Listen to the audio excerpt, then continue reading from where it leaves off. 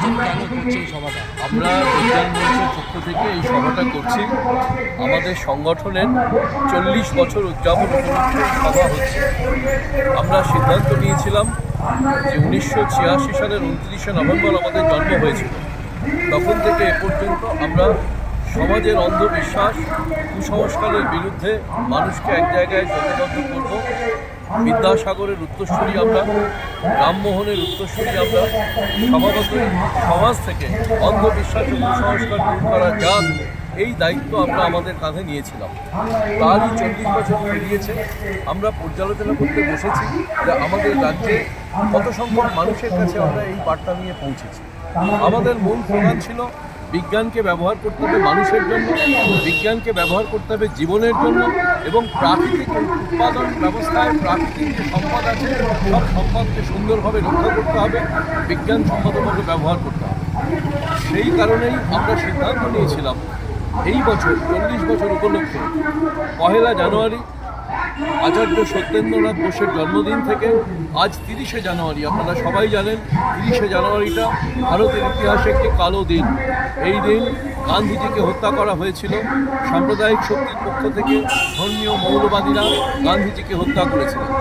আমরা এই দিন পর্যন্ত 1 জানুয়ারি থেকে 30শে জানুয়ারি এই 30টা দিন ধরে গোটা রাজ্যে আমরা প্রচারে বেরিয়েছিলাম, মানুষের কাছে বিজ্ঞানের বার্তা নিয়ে পদযাত্রা নিয়ে। তারই আজকে পদযাত্রার সমাপ্তি আমরা ঘটাচ্ছি এবং এই বছরে 29শে নভেম্বর পর্যন্ত, অর্থাৎ সারা বছর ধরেই আমরা বিভিন্ন কর্মসূচি পালন করব, সেই উদ্যোগ নিয়েছি।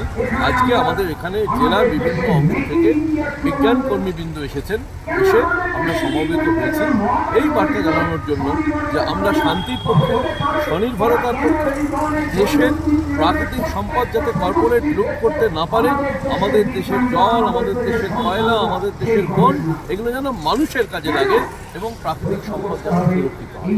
যেমনি আপনার জামুরিয়া হ্যাঁ, আমরা আন্দোলন করেছি। আমরা ইতিমধ্যে এই মাসেই গ্রাম অঞ্চলে মানুষরা এখনো পর্যন্ত কুসংস্কারের উপরে ডিপেন্ড রয়েছে, এখনো পর্যন্ত ডাইং প্রথা রয়েছে। এইসব বিষয় নিয়ে কতটা মানুষকে জাগ্রত করতে পারে? ঠিকই বলেছেন।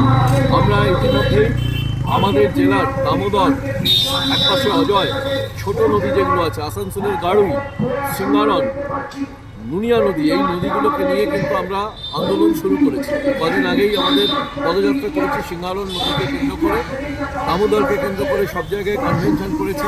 অজয়কে কেন্দ্র করেও আমরা দেখছি যে যেভাবে অবৈজ্ঞানিক পদ্ধতিতে বালি তোলা হচ্ছে এবং বালি লুট করা হচ্ছে, বালি নদীর জলকে ধরে রাখে, আর এই বালি লুট করার ফলে নদী এমনিতেই শুকিয়ে যাবে। আর অন্যদিকে মাঝখানের সংস্কার স্বাধীনতার পর থেকে পর্যন্ত হয়নি, ফলে ওখানকার গভীরতা কমেছে, নাব্যতা কমেছে, জল ধারণ ক্ষমতাও কমেছে। তার বিরুদ্ধে দাঁড়িয়েও আমরা মানুষকে সচেতন করার কাজ করছি। আর আপনি যে কথাটা বললেন, ঠিকই আমরা এই সময়কালে দেখেছি যে সরকারি উদ্যোগে টেলিভিশন চ্যানেলের মধ্য দিয়ে আমরা দেখছি অন্ধবিশ্বাস ও কুসংস্কারকে ছড়ানো হচ্ছে। প্রতিদিন রাত্রিরে টেলিভিশনে ভাগ্যের কথা বলা হয়, আংশিক কথা বলা হয়, যেগুলো কিন্তু অন্ধবিশ্বাস, সেটা সরকারিভাবে প্রচার করা হয়। এর বিরুদ্ধে দাঁড়িয়ে গ্রামাঞ্চলে আমরা করছি। আমাদের পুরুলিয়া জেলা, মালদা জেলা, বিভিন্ন জেলায় ডাইনির খুব প্রভাব, ডাইনির বিরুদ্ধে আমাদের আন্দোলন চলছে, ওই সংস্কারটার বিরুদ্ধে। আমাদের জেলাতে মন্ডল এলাকায়, আমাদের মিঠানির একটি এলাকায় আমরা দেখেছি, গ্রামে জামুরিয়ার একটি এলাকায়, গ্রামে সেখানে ওই অন্ধবিশ্বাস এবং কুসংস্কারকে কেন্দ্র করে ডান প্রথা চালু হচ্ছে। তো আমরা তার বিরুদ্ধে দাঁড়িয়েও কিন্তু লাগাতার ধারাবাহিকভাবে কুসংস্কার বিরোধী কর্মসূচি গ্রহণ করেছি। আমি কল্লোল ঘোষ, পশ্চিম বর্ধমান জেলা বিজ্ঞান মঞ্চের সভাপতি।